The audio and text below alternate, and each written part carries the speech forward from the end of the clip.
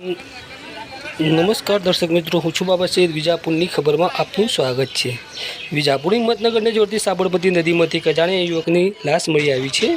Vijapur police મથકે સવારે 9 વાગ્યાની આસપાસ કોલ આવ્યો હતો અને સમાચાર મળ્યા હતા, માહિતી મળી હતી. તો વિજાપુરની હદ વિસ્તારની સાબરમતી નદીમાં કોઈ ઈસમની લાશ દેખાય છે. ત્યારે વિજાપુર પોલીસ જે ઘટના સ્થળે પહોંચી હતી અને લાશ બહાર કાઢી અને તેની વિજાપુર સિવિલ હોસ્પિટલ ખાતે પીએમ માટે લઈ જવામાં આવી હતી. અને હાલ સુધીના જે સમાચાર છે તે પ્રમાણે કે આ યુવક જે છે, ઈસમ જે છે, નદીમાં કેમ પડ્યો હતો, કેવી રીતે પડ્યો હતો, ક્યાંથી યુવક છે, તે તમામ તપાસ હાલમાં પોલીસે હાથ ધરી છે. જે લોકો છે, જે ગુસ્સા લોકો છે, તેમને બોલાવીને પરિવારજનો બોલાવીને તેની ઓળખ પણ કરવામાં આવી રહી છે, પરંતુ હજુ સુધી આના કોઈ પરિવારજનો મળી આવ્યા નથી.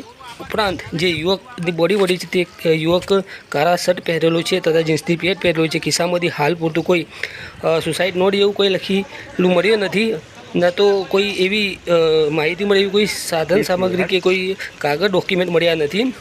પ્લસ જેમાં આપને વધુમાં જણાવવામાં આવે કે જે નદીમાં જે લાશ પડેલી હતી તે કહી શકાય કે જે ફૂલેલી હાલતમાં છે. હાલ એના કોઈ પરિવારજનો મળ્યા નથી અને હાથમાં રુદ્રાક્ષની માળા છે, ગળામાં રુદ્રાક્ષની માળા છે. ઉપરાંત હાથમાં જય મસાણી મેલડીનું લખાણ લખેલું છે, કોતરાયેલું છે તથા તેના ઉપર કાજલ નામથી લખાયેલું છે અંગ્રેજીમાં.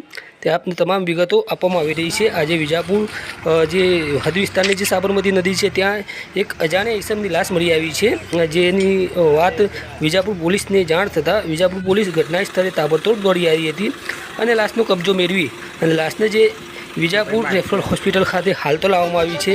હાલ પૂરતા સમાચાર છે ત્યાં સુધી લાશની જે ઈસમની જે લાશ છે તેની કોઈ વાલી વારસ મળી આવ્યો નથી.